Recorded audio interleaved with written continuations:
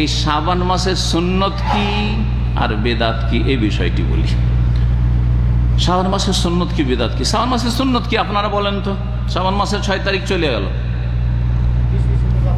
হ্যাঁ, বেশি বেশি রোজা রাখা, নির্দিষ্ট করে কোনো খাস তারিখে না, যে কোনো দিনে, হ্যাঁ, যে কোনো দিনে। এই যে সৌদি আরবের শিক্ষার বরকত হচ্ছে যে কোনো দিনে রোজা রাখা হচ্ছে সুন্নাত, কথা বলছেন না? আর দেশীয় ইসলাম যে শিখে এসছেন সেটাতে আছে 15 শাবানে দিনে রোজা রাখা আর রাত্রে নফল পড়ে রাত জাগা, ওইটা বেদাত।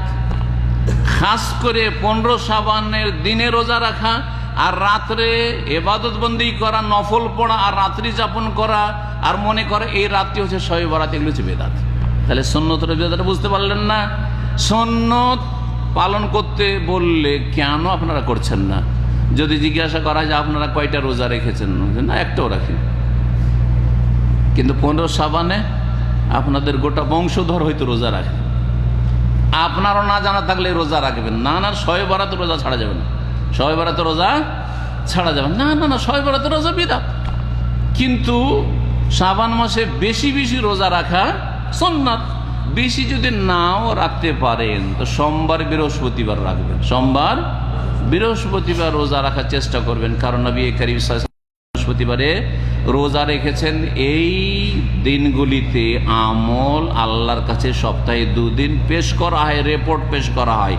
ফাউহিব্বু আইয়ুরফা আমালি ওয়া আনা সাইম, বলছেন যে সোমবার বৃহস্পতিবারে আমি রোজা রাখা এই জন্য পছন্দ করি যাতে করে আমার সিয়াম রোজা অবস্থায় আল্লাহর কাছে আমলগুলি, রিপোর্টগুলি পেশ করা হয়, ঠিক ভালো অবস্থায় রিপোর্টটা পেশ হয়। তো শাবান মাসে রোজা সম্পর্কে মায়েশা রাদিয়াল্লাহু তাআলা এই জন্য ওয়াকানা ইয়াসুমু শাবানা ইল্লা কালিলা, রাসূলুল্লাহ শাবানের অল্প কয়টা দিন ছাড়া বাকি সবগুলিতে রোজা রাখতেন। প্রথম দিক থেকে বেশি বেশি রোজা রাখবেন, শেষ দিকে রমজানের সাথে আর মিলাবেন না। রমজান চলে আসছে এখন বাদ দিয়ে দেন, শেষ দিকে 10টা দিন বাদ দিয়ে দেন, অথবা আর কম বেশি একটু বাদ দিয়ে দেন, কিন্তু তার আগে পর্যন্ত আপনি বেশি বেশি রোজা রাখতে পারেন। তার মধ্যে 15 শাবানও রেখে কোনো অসুবিধা নেই, 15 শাবান খাস করে নয়, কিন্তু তার আগে পরে আরও রেখেছেন সেই দিনও রেখে নিলে কোনো দোষের কথা নয়। তাহলে সুন্নতটা আপনাদেরকে শিখিয়ে দিলাম। শাবান মাস আসলে আর একটি করণীয় অত্যন্ত গুরুত্বপূর্ণ, এক শ্রেণীর লোকদের জন্য ফরজ কাজ, সেটা হচ্ছে গত রমজানের যাদের ফরজ রোজা বাকি আছে, পুরুষ হোক অথবা নারী হোক, বিশেষ করে নারীদের তো রোজা কিছু বাকি থাকে না? মাসিক হয়েছে রমজান মাসে, 5টা 7টা 10টা রোজা ছুটে গেছে, মাসিক অবস্থায় ছুটেছে না ছুটে নেই? রোজা মাফ না কাজা করতে হবে? রোজা মাফ মাসিক অবস্থার না কাজা করতে হবে? কাজা করতে হবে। নামাজ মাফ না নামাজ কাজা করতে হবে? নামাজ যদি মাসিক অবস্থায় মহিলাদের মাসিক অবস্থায় থাকে তাহলে মা পুরোটাই মাফ, কাজাও করা লাগবে না। আর রোজার ক্ষেত্রে মাসিক অবস্থায় রোজা রাখা চলবে না, তখন হবে না, রোজা রাখলে গুনাহ হবে, কিন্তু পরে কি করতে হবে? হ্যাঁ, কাজা করতে হবে। এখন এই রোজা কাজা করার মিয়াদ আল্লাহ টাইম লিমিটেড করে দিয়েছেন, এত দিনের মধ্যে কাজাগুলি পুরা করতে হবে। সেটা কি বলতে পারেন? কতদিন? আনলিমিটেড, সারা জীবন, যে কোনো সময় নাকি? হ্যাঁ, এই 11 মাসের মধ্যে রমজান গেল, শাওয়াল থেকে শুরু করে আবার শাবান পর্যন্ত কত হবে? 11 মাস। রমজানটা শুধু বাদ, ওই রমজান থেকে এই রমজান, রমজান শেষ হইল, শাওয়ালের শুরু থেকে নিয়ে এই শাবানের শেষ তারিখ পর্যন্ত রোজাগুলি কাজা করে নিতে, যে রোজাগুলি বকিয়া আছে কাজা করে নিতে হবে। এখন আপনার যদি কাজা থাকে, সফরে গেছিলেন বা অসুস্থ ছিলেন, অবশ্যই সেগুলি কাজা পুরা করে, না হলে গুনাহগার হয়ে থাকবেন, আপনি বাধা থাকবেন।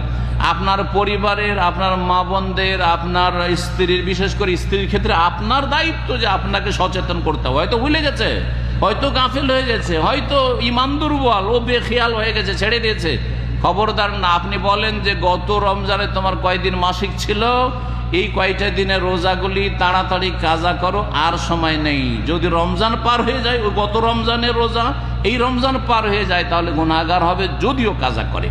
এই জন্য মায়েশা রাদিয়াল্লাহু তাআলা আনহা নবী সাল্লাল্লাহু আলাইহি ওয়াসাল্লামের খেদমতের খেয়াল রেখে রোজা রাখতেন না, কাজা রোজাগুলি এই বাকি রাখতে রাখতে রাখতে রাখতে একেবারে শেষ মাস চলে আসতো।